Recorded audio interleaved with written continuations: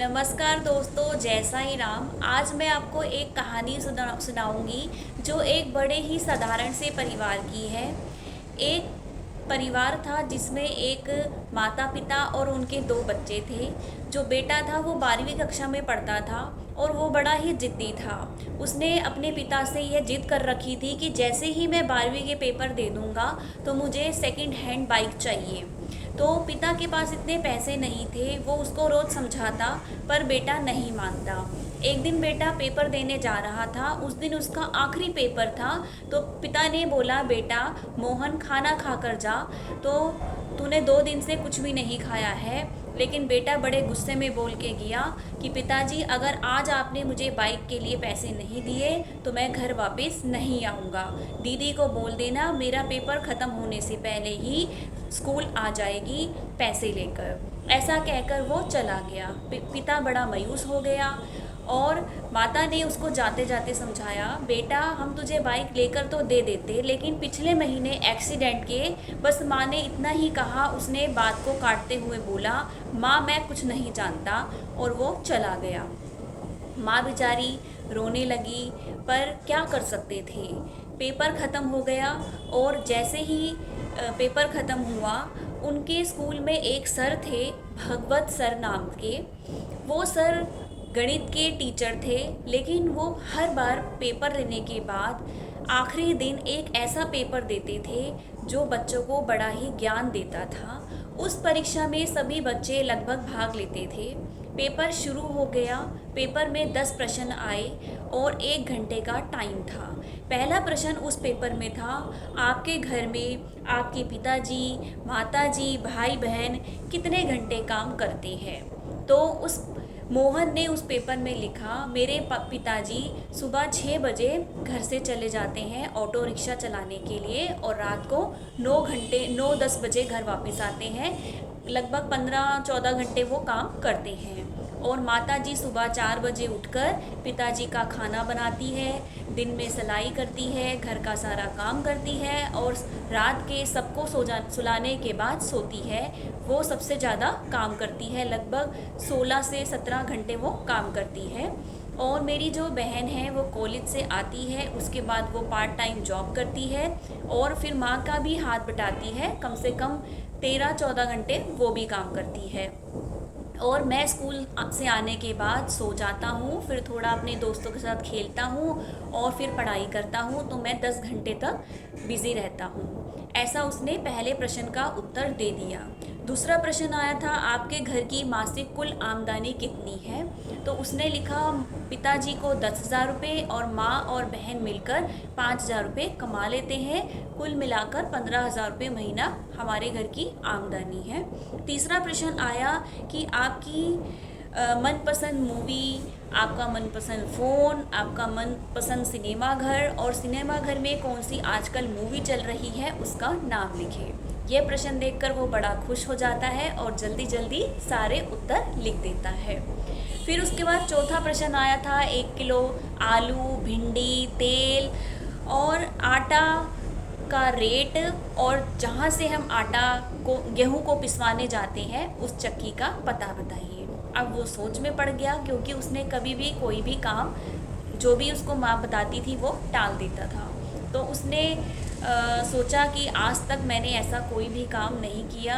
Mummy मुझे बोलती रहती थी पर उसको इस प्रश्न का उत्तर सही से नहीं आता था, फिर भी उसने लिख दिया। फिर 5वें प्रश्न का क्वेश्चन आया पेपर में कि आप अपने घर में खाने को लेकर गुस्सा करते हैं। तो अब उसने लिखा कि हाँ, कि मेरी मनपसंद सब्जी तो आलू है, आलू के सिवा मैं कुछ नहीं खाता, लेकिन जब मम्मी कुछ और बना देती है तो घर में मेरे से लड़ाई हो जाती है। तो मम्मी ज़्यादातर आलू बनाती है, लेकिन मम्मी अब उसको याद आता है कि माँ को तो गैस की प्रॉब्लम है, तो वो ज़्यादातर 1 चम्मच अजवाइन डालकर आलू में खाती है। एक दिन गलती से उसने वो आलू चख लिए तो उसको तो उल्टी आ गई। तो उसकी बहन से उसने पूछा कि माँ इतनी कड़वी सब्जी कैसे खाती है। तो बहन ने बताया कि माँ को पेट की समस्या है, गैस की समस्या है, तुम्हारे चक्कर में वो आलू बनाती है और अजवाइन डालकर खाती है। तो उसने बोला कि दूसरी सब्जी नहीं बना सकती। तो बहन ने उत्तर दिया कि हमारी कंडीशन ऐसी नहीं है कि हम घर में दो दो सब्जी बनाएं। तो उसको ये पेपर देते देते ये सारी बातें भी याद आ रही थी और वो आंसर भी लिख रहा था। फिर छठा प्रश्न आया, आपने अपने घर में की अनोखी जिद की है? तो उसने लिखा, हाँ मैंने तो यही जिद है कि मेरे पेपर ख़त्म होते ही मुझे बाइक चाहिए। फिर और बल्कि मैंने तो ये भी कह दिया अपने घर में कि अगर मुझे आज बाइक नहीं मिली तो मैं घर ही वापस नहीं आऊँगा। तो वो आंसर जल्दी जल्दी लिख रहा था। फिर प्रश्न में सातवां प्रश्न आया कि आपको कितनी पॉकेट मनी मिलती है और आप और आपके भाई बहन उस पॉकेट मनी को कैसे खर्चते हैं। तो उसने लिखा कि हर महीने पापा मुझे और मेरी बहन को 100-100 रुपये देते हैं। मैं तो खर्च कर लेता हूँ दोस्तों के साथ, और जो मेरी बहन है वो गुल्लक में डालती है क्योंकि वो कंजूस है। तो उसने लिखा। फिर उसके बाद आठवां प्रश्न था कि आप अपनी खुद की पारिवारिक जिम्मेदारी को समझते हैं।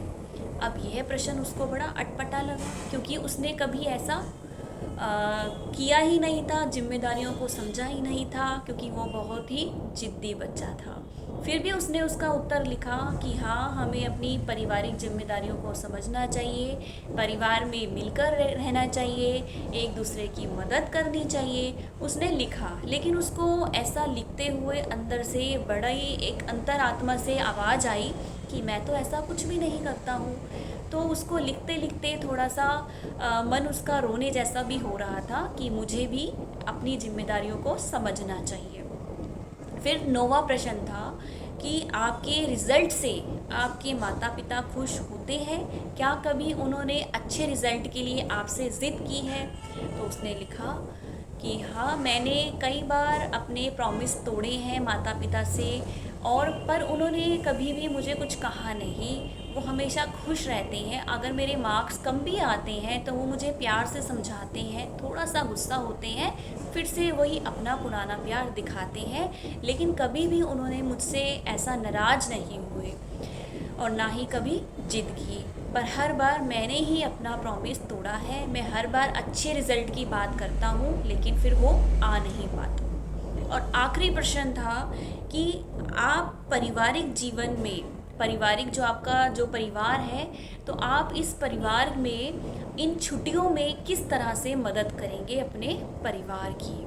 अब वो इस प्रश्न को पढ़कर ही चुप हो गया और रोने लगा। उसने इस प्रश्न का उत्तर ही नहीं लिखा और वो पेपर देकर चला गया। और जब वो पेपर देकर क्लास से बाहर गया तो उसने देखा कि उसकी बहन पैसे लेकर बाहर खड़ी है। उसने बोला, भाई ये लो 8,000 रुपये तुम्हारी बाइक के लिए। तो उसने बोला कि तुम ये पैसे कहाँ से लाई हो? तो उसने बोला कि मैं जहाँ काम करती हूँ मैंने 1 महीने का एडवांस ले लिया है, मम्मी ने भी कुछ लोगों से एडवांस ले लिया है, और कुछ जो पैसे मैं हर महीने अपनी गुल्लक में डालती थी वो भी मैं लेकर आई हूँ। तो ऐसा सुनकर उसको बड़ा ही हैरानी हुई बहन के बारे में, और उसको अंदर ही अंदर बड़ा अजीब सा लग रहा था। वो खुश नहीं हो रहा था ये सब चीज़ें देखकर, क्योंकि जो आज उसने पेपर दिया था ना, उस पेपर ने उसको अंतरात्मा को अजीब सा ही कर दिया था। इतनी देर में ही उसका दोस्त आ जाता है अपनी बाइक लेकर, और वो एकदम चमका कर लाता है और अपने दोस्त मोहन को बोलता है, मोहन ये बाइक मैं तुम्हें 8,000 रुपये में दे रहा हूँ, कई दोस्त तो मुझसे 12,000 में लेने के लिए बोल रहे थे।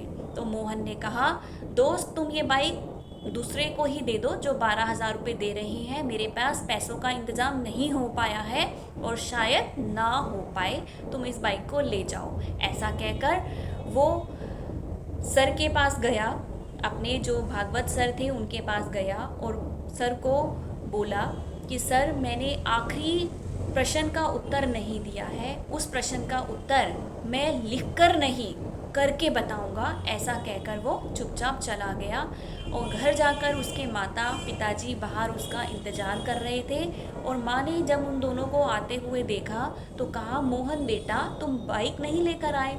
तो उसने वो पैसे माँ को थमा दिए और कहा, माँ मुझे बाइक नहीं चाहिए, आज से मैं घर के सारे काम करूँगा और जो छुट्टियाँ पड़ी हैं मेरी 3 महीने की, इसमें मैं ऑटो चलाऊँगा। पिताजी अब आराम करेंगे, क्योंकि पिताजी का एक्सीडेंट होने के बाद भी वो ऑटो चलाते रहे, बट आज से वो ऑटो नहीं चलाएंगे। और माँ, तुम मुझे घर के सभी कामों के बारे में बताओगी, और आज शाम को जो मेरी पहली कमाई होगी उसको मैं घर लेकर आऊँगा। और आज आप अपनी मनपसंद सब्ज़ी बनाओगी, मेरी मनपसंद सब्ज़ी नहीं बनाओगी। आज मैं वही सब्ज़ी खाऊँगा जो आपको पसंद है। और माँ, मुझे उस आटा चक्की का एड्रेस भी बताना कि तुम कहाँ से गेहूँ पिसवाती हो, और मुझे दाल, चावल, भिंडी, आलू इन सब का रेट भी बताना कि ये कितने का मिलता है। मुझे इन चीज़ों के बारे में तो बिल्कुल पता ही नहीं है। उसको ऐसा सुनकर उसके माता पिताजी की आंखों में आंसू आ गए, और माता ने उसको गले से लगा दिया और कहा, ठीक है बेटा, ये लो ऑटो की चाबी, तुम जाओ, और आज मैं तुम्हारी पसंद की ही सब्ज़ी बनाऊंगी, आलू। तो उसने मना कर दिया, नहीं माँ, तुम्हें पेट की प्रॉब्लम होती है, गैस की प्रॉब्लम होती है, तो आज से वही सब्ज़ी खाऊंगा जो तुम्हें पसंद है। मैंने आपको बड़ा ही परेशान किया है, तो आज से मैं आपकी सारी बातें मानूंगा। वो ऐसी बातें कर रहा था कि उनके घर में वो भागवत सर आ गए और उनकी सारी बातें सुन रहे थे।